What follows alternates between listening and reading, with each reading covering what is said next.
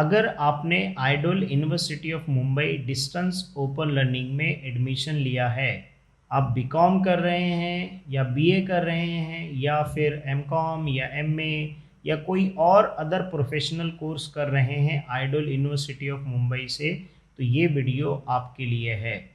ये सभी idol student को पता होना चाहिए कि एक छोटी सी मिस्टेक जो आइडल स्टूडेंट के साथ हो जाती है, 100 स्टूडेंट में से 4-5 स्टूडेंट के साथ तो ये हो जाता है, जिसमें वो एग्जामिनेशन तो देते हैं लेकिन जब रिजल्ट आता है तो रिजल्ट्स में उनका उस पर्टिकुलर पेपर के लिए, जैसे मान लीजिए 5 पेपर दिया है तो एक पेपर में 2 पेपर में वो अब्सेंट दिखा दिया जाता है। इसकी वजह से जो है वो बच्चे फेल हो जाते हैं। तो सर अगर मैंने एग्ज़ामिनेशन दिया है, कॉलेज में सेंटर जहाँ लगा था वहाँ पे मैंने पेपर्स दिया है, लेकिन सर मैंने सारे पेपर्स दिए थे लेकिन एक पेपर में अब्सेंट आ गया है, या मेरा 2 पेपर में अब्सेंट आ गया है, या मेरे सारे पेपर में अब्सेंट आ गया है, तो सर उस केस में क्या करना है? तो उस केस का प्रॉब्लम जो है सॉल्यूशन क्या है? 2 सॉल्यूशन है। पहला आपको ये करना है कि जब भी आप सेंटर पे, कोई भी आपका सेंटर रहता है, ठीक है, उस सेंटर पे जब आप एग्जामिनेशन देने जाते हो तो उस केस में हॉल टिकट आपको मिलता है, राइट? तो उस हॉल टिकट पे आप सिग्नेचर ले लिया करो उस जैसे मान लीजिए हर पेपर के टाइम पे अलग अलग जो है टीचर्स आते होंगे, ठीक है, जो आपको क्वेश्चन पेपर देते होंगे, फिर आपसे कलेक्ट करते होंगे, राइट है ना? तो उनका सिग्नेचर ले लिया करो, ठीक है, हॉल टिकट पे, और डेट भी मेंशन करा दिया करो, ठीक है। तो वो एक चीज़ हो गया।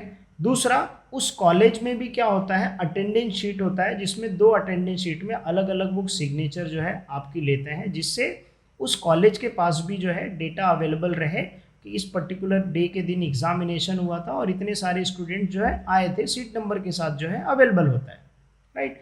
तो ये 2 चीज़ें आपको मिस्टेक नहीं करनी। अगर आप मान लीजिए मिस्टेक कर देते हो, हॉल टिकट में नहीं लिया या फिर जो है उसमें सिग्नेचर नहीं किया, और अगर आपका अब्सेंट आ जाता है तो उस केस में आप कुछ नहीं कर पाओगे, क्योंकि ठीक है।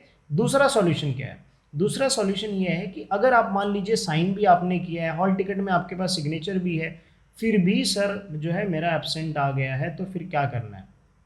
तो उस केस में जो है आइडल यूनिवर्सिटी ऑफ मुंबई या रेगुलर कॉलेज का जो है प्रोसेस ये बोलता है कि आपका जिस कॉलेज में सेंटर लगा था उस कॉलेज में आपको विजिट करना है, और वहाँ से वो उनको बोलना है कि मेरा रिजल्ट आया और इस दिन मैं फेल हो गया, तो मैडम या सर जो है जो रहेंगे वो उनको बोलो कि एग्जामिनेशन का जो अटेंडेंस शीट है उसका आप मुझे जेरोक्स दे दीजिए और उसके ऊपर स्टैंप लगा के।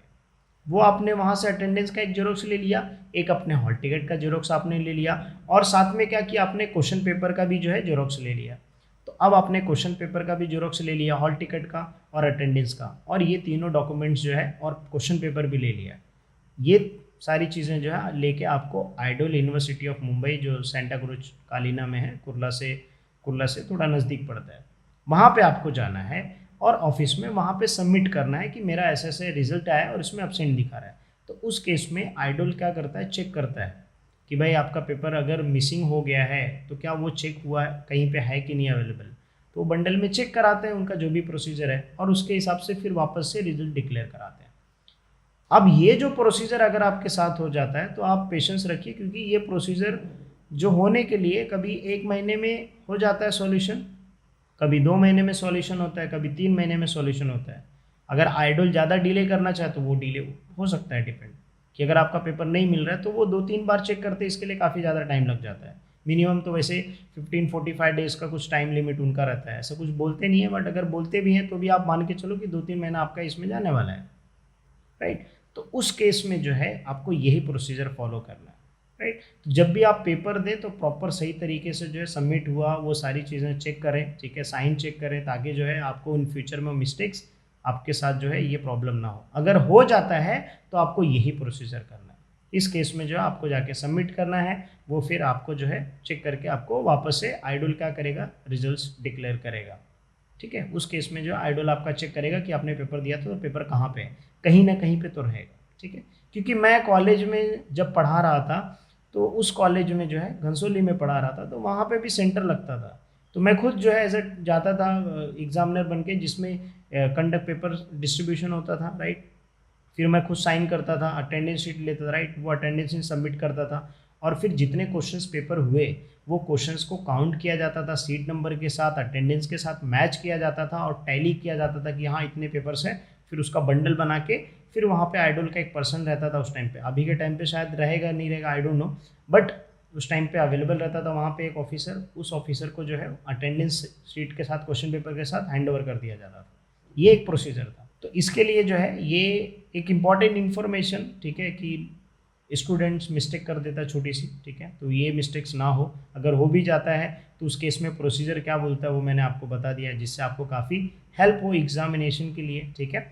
बाकी अगर आपके कुछ डाउट रहेंगे या आपके पास कुछ ऐसे और सुझाव रहेगा या आपके साथ ऐसा कुछ हुआ है जिसका सॉल्यूशन आपने जो है आपका सॉल्व हो चुका है, तो वो प्रॉब्लम के लिए जो है आप कमेंट सेक्शन में मेंशन कर सकते हैं। बाकी ये वीडियो आपको कैसा लगा कमेंट सेक्शन में ज़रूर बताइएगा और वीडियो को लाइक कर दीजिएगा। अगर आप आइडोल स्टूडेंट हैं तो चैनल को सब्सक्राइब कर दीजिए, फ्री है, क्योंकि मैं आइडोल के रिलेटेड वीडियोस अपडेट करता हूँ। आप मेरे पुराने वीडियोस भी देख सकते हैं, काफ़ी यूज़फुल होते हैं आइडोल स्टूडेंट के लिए, ठीक है। चलिए, सो वीडियो का यहाँ पे एंड करते हैं, मिलते हैं नेक्स्ट वीडियो में।